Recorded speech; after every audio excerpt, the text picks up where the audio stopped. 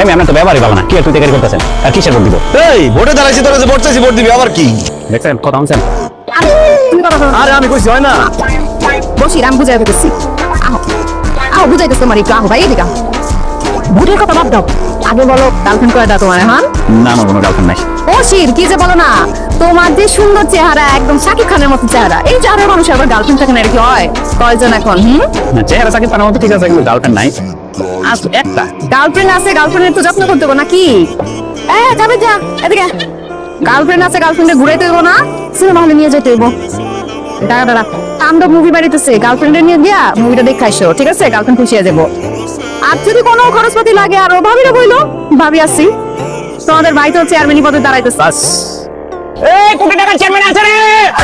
এই কোন চেয়ারম্যান আরে চলে চলে বলো